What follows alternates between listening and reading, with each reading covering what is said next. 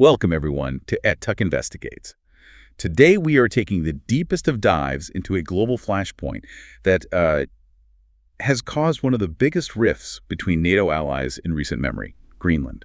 It's good to be here. The story is truly fascinating. It's not just about a massive island covered in ice. And it is massive. Oh, it's huge, 3 times the size of Texas, in fact. But the story here is really about mineral scarcity, the profound legacy of the Cold War, and, the absolutely fundamental right of a people to choose their own future. Especially when they're facing pressure from a superpower that seems determined to possess them. Exactly. That's it. Our mission today is to unpack these extreme geopolitical tensions, the very complex self-governance laws, which are really unique, and the harsh economic realities that are fueling this renewed, and I'd say aggressively public, push by the United States to acquire Greenland. And of course why, despite these incredible financial estimates reaching over $1 trillion, the island is decidedly not for sale. Not for sale.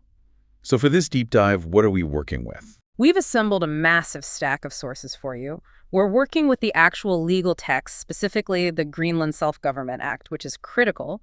We also have detailed historical documents that chronicle these acquisition attempts going all the way back to the 19th century. And you've pulled in current reporting as well. Of course. Yeah. We have news reports from the recent 2025 and 2026 crises, and a lot of high-level analysis from think tanks like CSIS, focusing specifically on Arctic security and rare earth minerals. So here's the core question we really need to answer for you, our listener.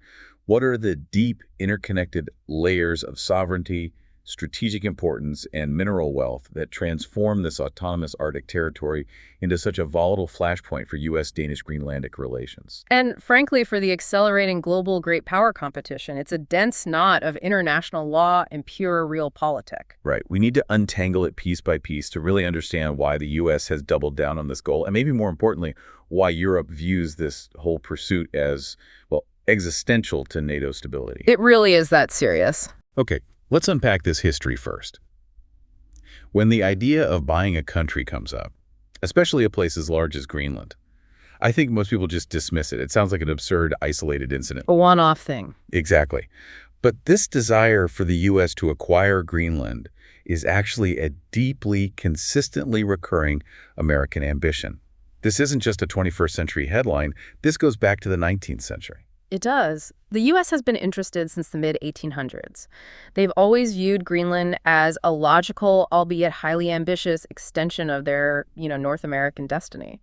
We can trace this all the way back to 1867. Yeah. This is immediately after this successful Alaska purchase from Russia. Right after. And at that point, Secretary of State William H. Seward, who was the architect of the Alaska deal, he actually considered annexing both Greenland and Iceland. Both of them. Wow. And the context of Seward's ambition there is really illuminating. It tells you a lot about U.S. continental strategy at the time. One of the motivations wasn't just the territory itself, but a broader geopolitical maneuver. What was the move?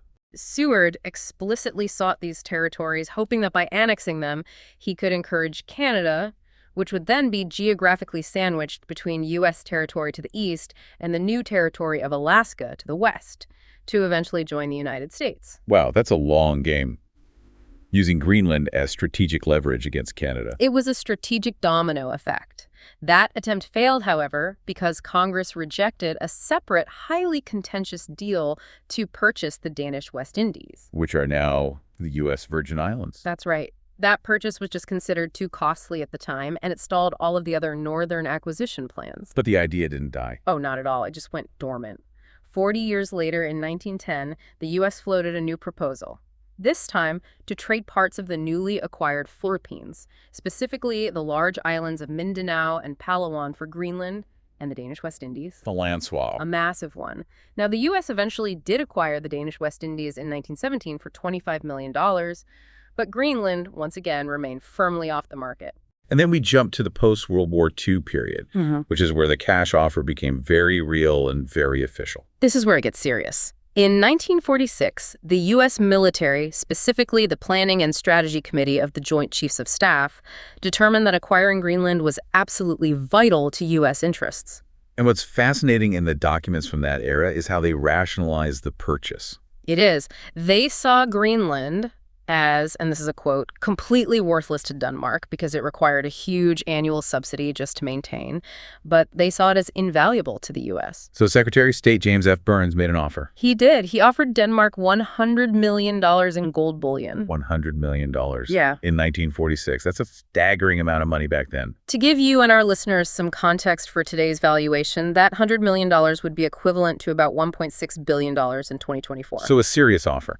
And the U.S. thinking was that it was a win-win. They believed it would permanently secure American access, prevent any future criticism of U.S. bases on what was technically Danish soil, and, ironically, save Denmark the high annual cost of supporting the territory.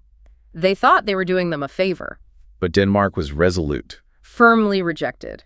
Denmark viewed the island as an integral part of the Danish kingdom. It was a matter of national history, of identity. The offer was seen as an affront, and they stated simply, the island is not for sale. And yet, despite that rejection, the underlying strategic importance was basically confirmed during the Cold War. Precisely. In 1951, Denmark and the U.S. signed the Greenland Defense Agreement. This allowed the U.S. to maintain and operate military bases, which led directly to the construction of the massive Pacific Space Base, which was then known as Thule. And what did that agreement actually say about sovereignty? That was the key point. It gave the U.S. rights to use and move between these defense areas, but it contained language that strictly prohibited infringing upon Danish sovereignty. It was a defense lease, not a transfer of ownership. Which brings us to the present day, and this massive aggressive renewal of the ambition. Most people remember 2019, when the former president first expressed a desire to purchase Greenland. He famously called it essentially a real estate deal. Right. And that sparked the initial diplomatic friction. It did. Danish PM Mette Frederiksen famously called that discussion absurd. That first attempt ended pretty abruptly when Trump canceled a state visit to Denmark following the rejection. But the issue didn't die. No, it escalated profoundly. During his second presidency, starting in 2025, the acquisition push was renewed, and this time rebranded by the administration as American expansionism. And that dramatic escalation triggered what international media and think tanks quickly dubbed the Greenland crisis. This was characterized by increasingly public and explicit threats of annexation or military coercion, following the persistent refusals from Copenhagen and the government in ETUK. The rhetoric shifted completely. It went from a kind of friendly, if strange, offer to an open geopolitical challenge. And we saw actual concrete action taken in the U.S. government to formalize this threat, didn't we? Absolutely. This was not just campaign rhetoric. In December 2025, we saw the appointment of a special envoy, Jeff Landry, who was specifically tasked with overseeing efforts to annex the territory. And Congress got involved. At the same time, we saw multiple efforts like the introduction of the Make Greenland Great Again Act and the Red, White, and Blue Land Act of 2025. These acts seriously pursued acquisition and, incredibly, proposed renaming the island. The rhetoric coming from the executive branch was intense. He was actually questioning Denmark's historical legitimacy. The administration claimed, and I'm quoting here, ownership and control of Greenland is an absolute necessity for U.S. national security. The former president even openly questioned Denmark's historical claim to the land, saying that landing a boat there 500 years ago didn't constitute ownership. And then he explicitly stated he was willing to do it the hard way to gain control. Which was a clear threat of military action or coercion against a long-standing NATO ally. And these actions, these threats, they prompted a truly extraordinary response from Denmark. Indeed. Danish intelligence agencies in late 2025 officially classified the United States as a national security risk due to the threats and attempts at coercion. Wait, say that again?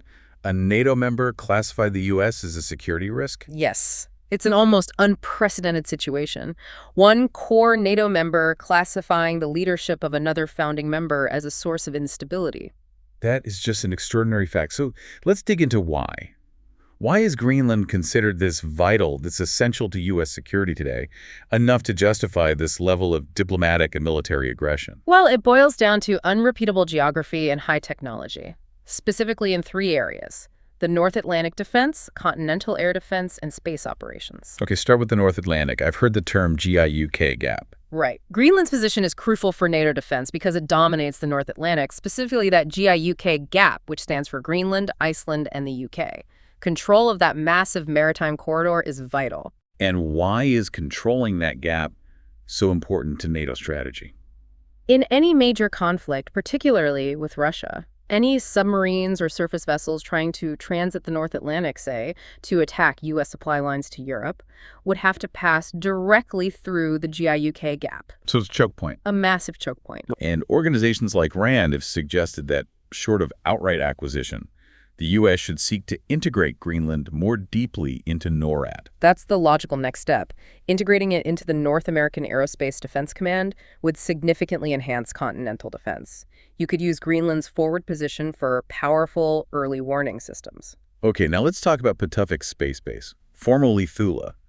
This seems to be the non-negotiable crown jewel of American military presence and the greatest source of U.S. urgency. It is. It's the high-tech component that makes Greenland so uniquely valuable today. I mean, our contemporary military and surveillance operations depend heavily on polar orbiting satellites. And what are those satellites doing? Everything. They are critical communications relays, high-resolution imagery constellations, and importantly, they are the missile warning systems designed to detect intercontinental ballistic missiles launched over the Arctic. And why can't the U.S. just rely on bases in, say, Alaska or the continental U.S. for those satellites? That's the critical technical detail here.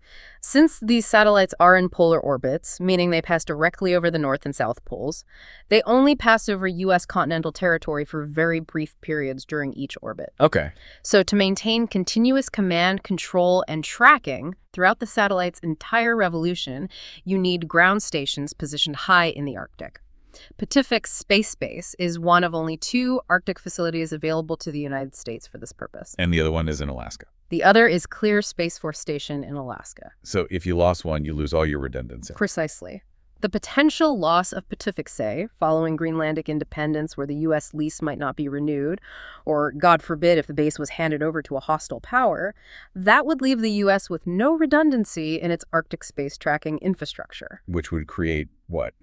Catastrophic gaps. Serious and potentially catastrophic gaps in defense programs, not just during a conflict, but even during standard operations. Patufik provides the eyes and ears for much of the U.S. space defense and early warning system. So on one hand, Patufik is tracking incoming missiles. But on the other hand, Greenland's sheer size makes it a security liability in itself. The security black hole. That's how Reuters described it. Greenland's coastline is immense, estimated at about 27,000 miles. It is incredibly difficult to patrol and monitor effectively. And that vast, unmonitored area presents a significant challenge to U.S. and NATO security. It does. And we've seen evidence of foreign powers exploiting that lack of monitoring, specifically Russia. What kind of evidence? Foreign vessels, including Russian nuclear submarines and sophisticated intelligence ships, have been detected unexpectedly in these waters. This raises concerns about all sorts of covert activities. It's not just about them being there, though, right? No. Furthermore, Russian ships are believed to have the specific capabilities to tap or sever critical undersea communications cables. The difficulty in monitoring the vastness of the Greenlandic waters makes this a real, tangible security threat to global communications infrastructure, not just military networks. And of course, we can't talk about Arctic geopolitics without discussing China and their attempts to get a foothold. Right. China controversially calls itself a near-Arctic state and has spent years trying to expand its footprint through infrastructure investment.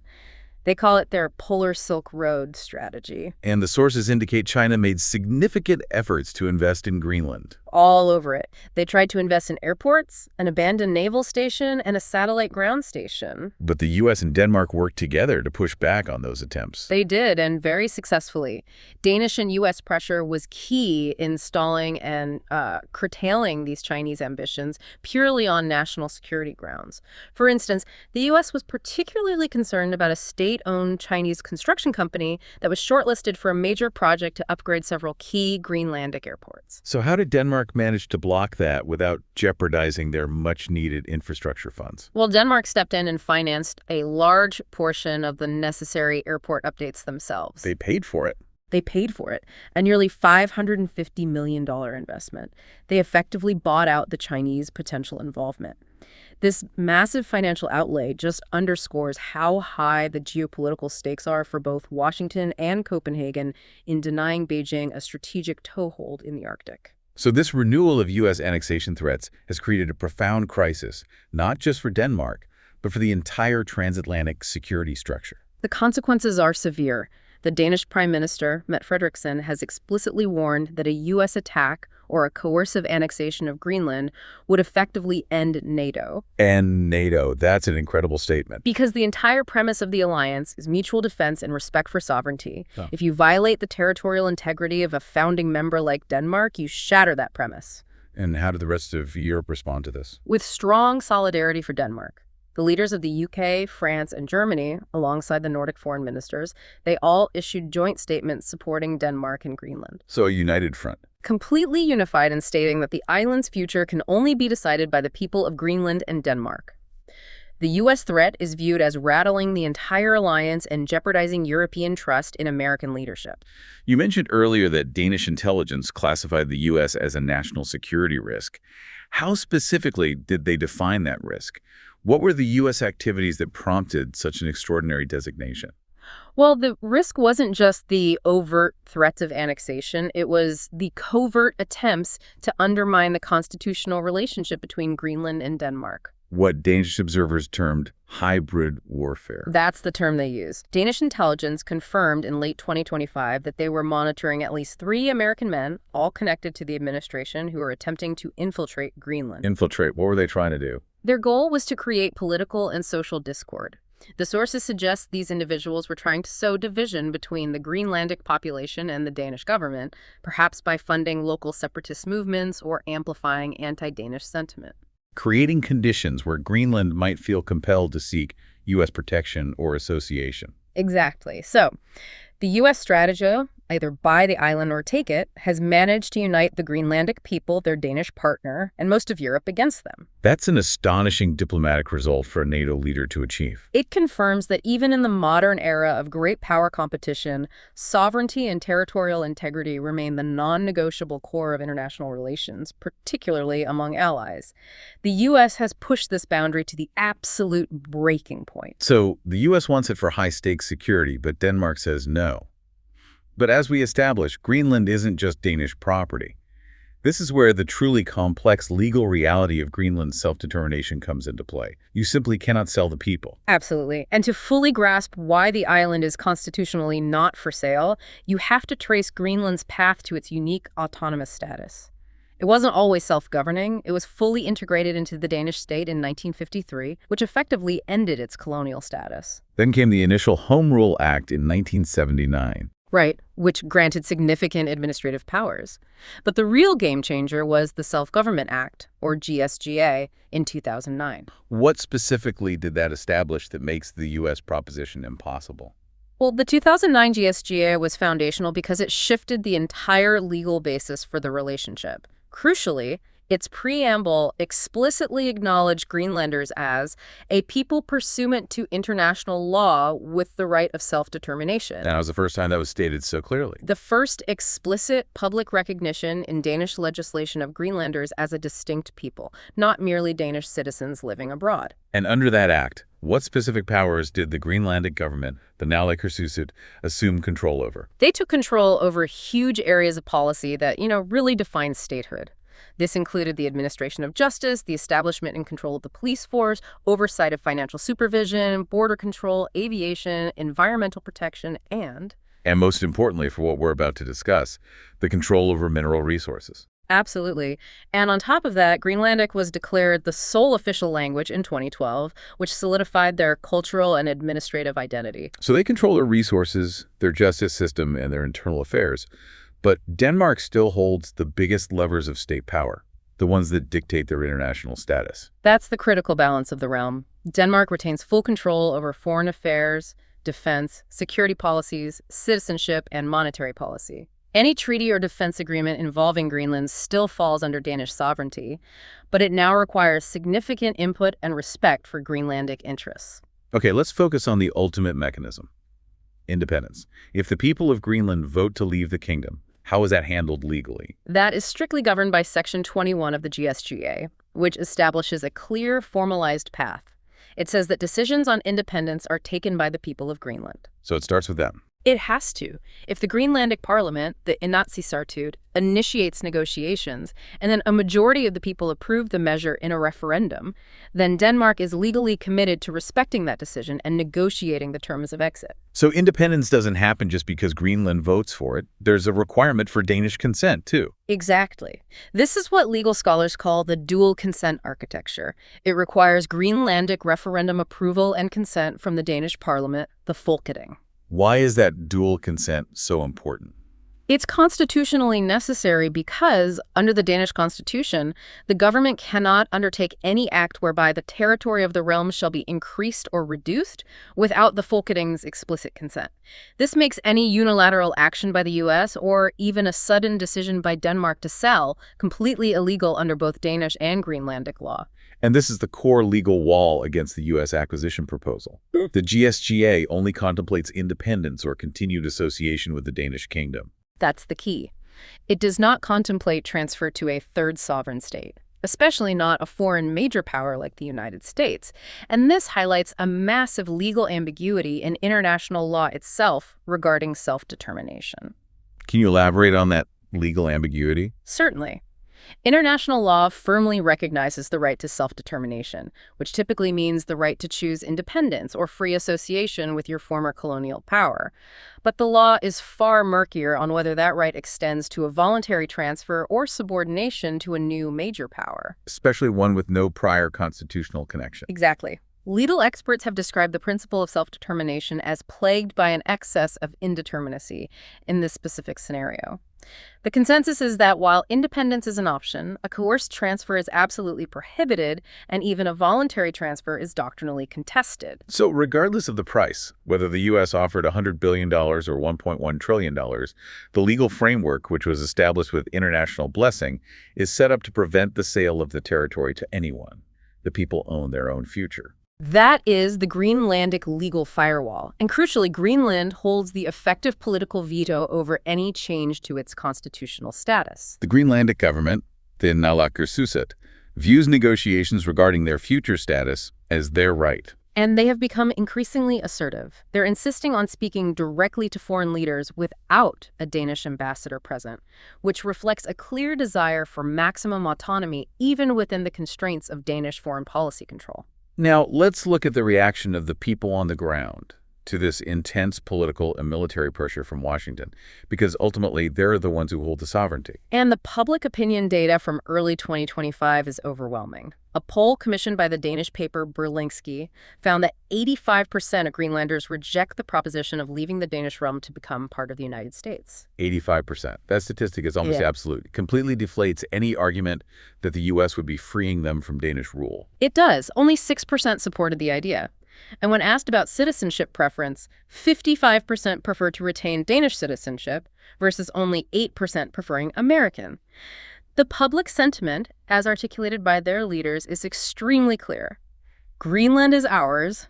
We are not for sale and will never be for sale. It's a firm assertion of national identity and self-respect. It is, but you pointed out a fascinating political contradiction in the data. I did. While they overwhelmingly reject the sale, a substantial portion sees an upside to this entire crisis. Yes, and this is where the political sophistication of the Greenlandic government becomes so evident. A significant 45% of respondents viewed Trump's aggressive interest as an opportunity rather than purely a threat. An opportunity to do what? To leverage the U.S. attention. They are highly skilled at using this U.S. interest, this threat of instability, to push for better terms, greater respect, and accelerated steps toward independence from Copenhagen. So they're playing both sides. In a way, their leaders have explicitly stated they want to be neither Danish nor American. They simply want to be Greenlandic. The American attention has confirmed Greenland's global importance and empowered its political leadership to negotiate from a position of unexpected strength. It effectively positions the Greenlandic government as the third and most important autonomous player in this three-way negotiation, even if they aren't technically a fully sovereign state yet. That's right. They have the ultimate veto power over their own future. And they are using the spotlight to demand the respect and attention they felt was previously denied by Denmark. They're saying, if the world values us this much, then you must treat us as equals. Let's circle back to those hybrid warfare accusations and the American infiltrators mentioned earlier. How did Denmark and Greenland counter that attempt to sow internal discord? The response was coordinated and public. It was clearly intended to expose the pressure campaign. Once Danish intelligence identified and monitored the three American individuals trying to stir up internal division, likely targeting politically unstable regions or those with high resource interest, they made it very clear that these actions were seen as destabilizing. The Danish foreign minister insisted that everyone, including the U.S., must show respect for the territorial integrity of the kingdom. Yes, and by classifying the U.S. as a national security risk, they sent a clear message. Any attempt to bypass the legal self-determination process is an act of aggression. It sounds like Denmark is not just defending a territory, but defending the entire legal framework that underpins its relationship with Greenland. They are, and the support from the rest of Europe, the UK, France, Germany, it just underscores this. They see the U.S. action as a direct threat to the principle of sovereignty that holds NATO together.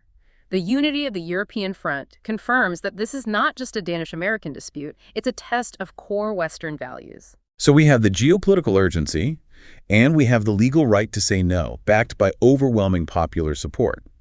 Now let's ask the crucial economic question that bridges this discussion. Can Greenland even afford to say no to the riches that the U.S. believes are locked beneath the ice? That choice brings us right into the cold, hard reality of Greenland's economy and infrastructure, and it shows just how much capital would be required to realize that mineral wealth. Okay, so let's shift gears from geopolitical strategy and legal rights to the true driver of the U.S. fixation, the economic prize. The U.S. is fixated on Greenland beyond the military bases because of the potential mineral wealth, often estimated to be worth over $1 trillion. Indeed.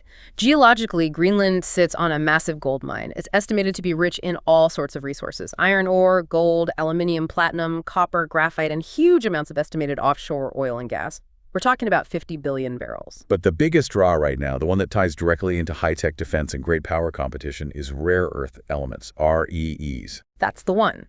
Globally, Greenland's REE holding is significant. It ranks 8th in the world for known REE reserves, holding an estimated 1.5 million tons. And this is strategically vital because the U.S. relies almost entirely on REEs for everything. Everything. From Javelin missile guidance systems and F-35 fighter jets to electric vehicle batteries and advanced electronics, China currently controls roughly 95% of the world's refined supply chain for these elements. So reducing that vulnerability is a cornerstone of current U.S. foreign policy. Absolutely. Acquiring Greenland would give the U.S. direct sovereignty over a vast, untapped reserve of these critical minerals. And there are two massive deposits that are central to this debate, right? Kvanefjeld and Tan Breeze. That's right, both located on the southern tip of the island near the town of Narsak. Kvanefjeld is the most famous because of its size and its complexity. It's the third largest known REE deposit globally, with over 11 million metric tons of reserves. And it has a high-grade ore. Very high grade, at 1.43%, which makes it economically very attractive compared to much lower grade deposits in the U.S. or Brazil. So if it's so large and so high grade, why is it completely blocked right now? Here is the political and environmental challenge. The REEs at Kvanefjeld are co-located with an estimated 270,000 tons of uranium. And that volume makes it the 8th largest uranium deposit globally. You can't mine one without dealing with the other. So mining the rare earths means generating a massive amount of radioactive waste. Exactly. Mining a deposit with that high a level of uranium, often exceeding 300 parts per million, raises intense environmental and public health concerns for the nearby communities. And this issue became the pivotal element in the 2021 election. Which was quickly dubbed the mining election. Right, and the people voted against it. The Inuit Atquitijit Party won on a platform that specifically banned the exploration and mining of mineral deposits where the uranium concentration exceeds 100 parts per million. Which effectively locked away the third largest REE deposit in the world. It did.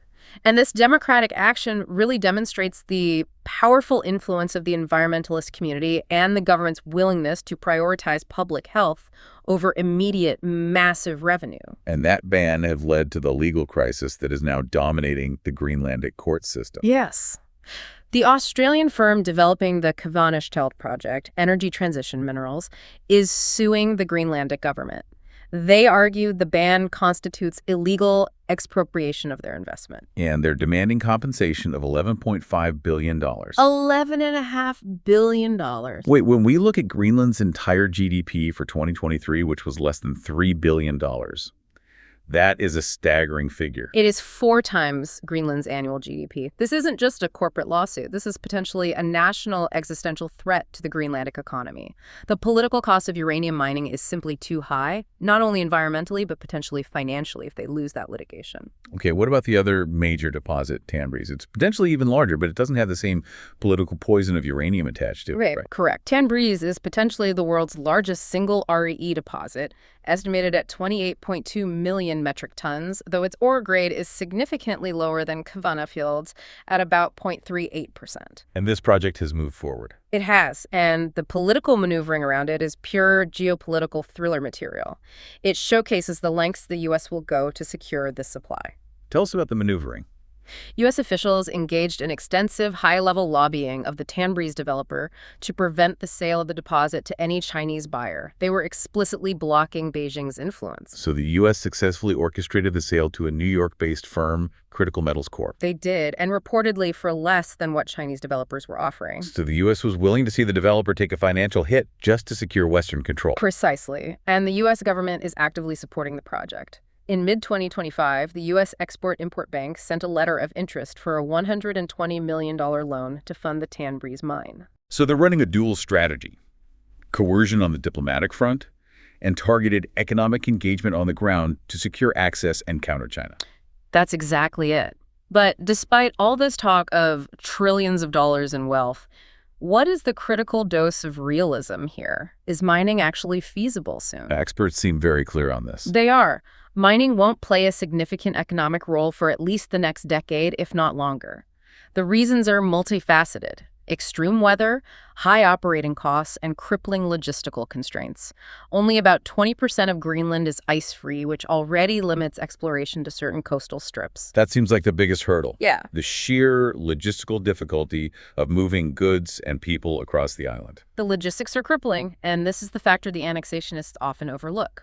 The island is 3 times the size of Texas, yet it has virtually no roads connecting its cities. I read that the entire island has only 93 miles of road. Is that right? 93 miles, and those are mostly short stretches within the major settlements. That contextualizes the isolation instantly. How does that translate into costs? It means transportation is immensely complex and expensive.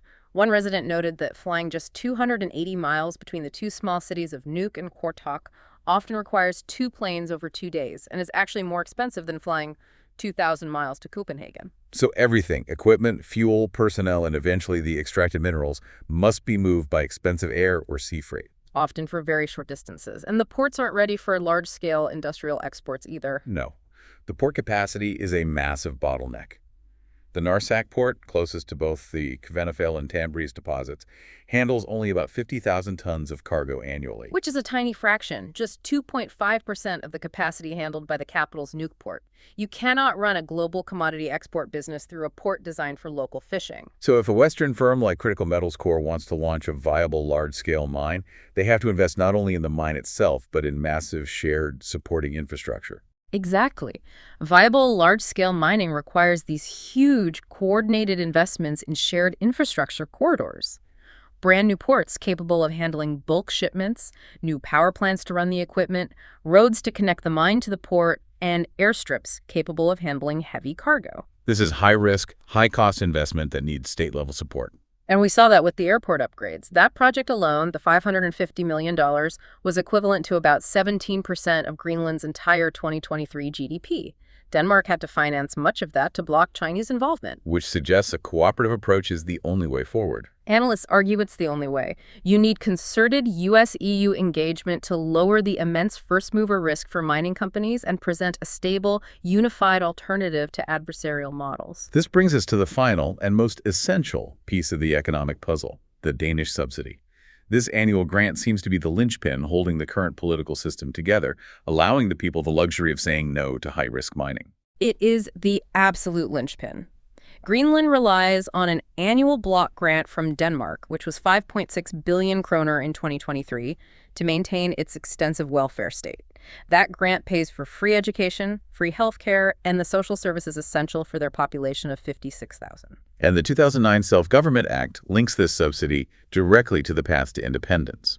It creates a self-sufficiency incentive. The GSGA states that the block grant will be diminished as Greenland collects revenues from its own natural resources. The crucial provision is that negotiations for independence will commence only once the subsidy is reduced to zero. So achieving economic independence requires completely eliminating that grant. Is that even feasible in the foreseeable future? By current professional assessments, no, it is highly unlikely. A comprehensive 2014 study tried to model what it would take to replace that grant. It estimated that Greenland would need to launch 24 large resource projects, not just mines, but things like major fisheries or tourism expansions, with one opening successfully every 2 years. And that scenario was deemed Unrealistic and improbable. so they are financially dependent on Denmark to maintain their quality of life. Yes, experts continue to assess that Greenland is likely to remain dependent on the Danish subsidy for at least the next 25 years just to maintain its current welfare system and standard of living. This block grant is essentially the price Denmark pays to maintain the integrity of the kingdom and implicitly to keep Greenland out of the hands of the US or China. That's a fascinating contrast. Greenland's GDP per capita at about $58,500 USD in 2023 is high for a remote location, but it's still lower than the US, which is around $84,600. However, the internal economic structure is profoundly different. It reflects different priorities. Greenland boasts significantly lower income inequality. Their Gini coefficient is around 0.34, placing them in the more equal range, consistent with Nordic models.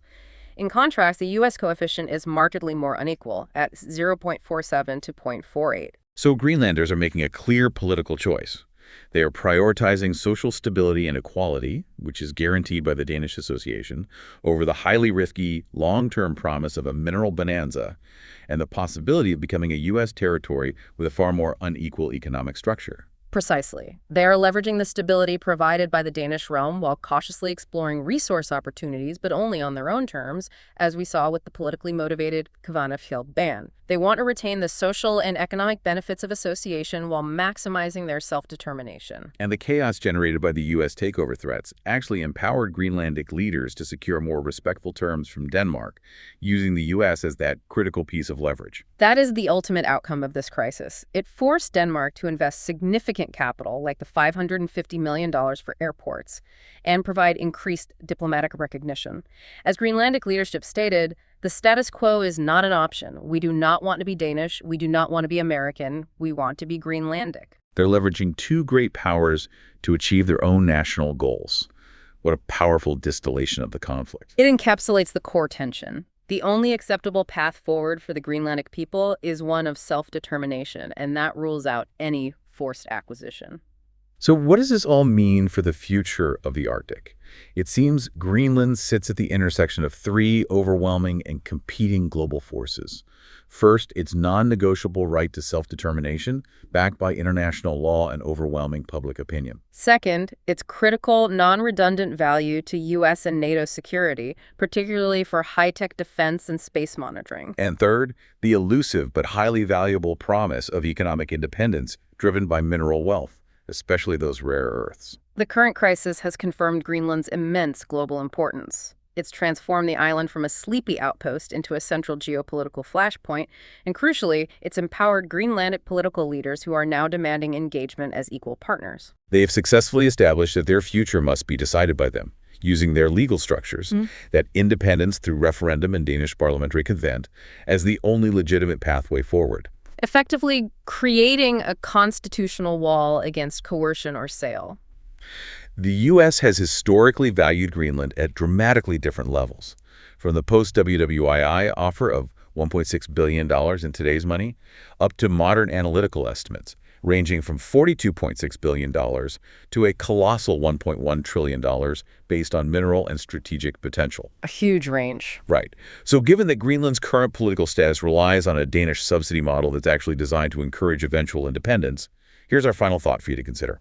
What price, if any, would Greenland truly demand? Not for a sale, but for a sovereign, independent partnership that secures Western defense needs and respects the will of its people. That is the multi-trillion-dollar question that shifts the focus entirely. The only way to achieve stability and security in the region is not through acquisition, but through a far more complex form of international cooperation. respecting Greenland's sovereignty as the highest value. This means the U.S. will likely have to pay a far higher price in mutual respect and committed infrastructure investment than it ever considered offering for a simple real estate deal.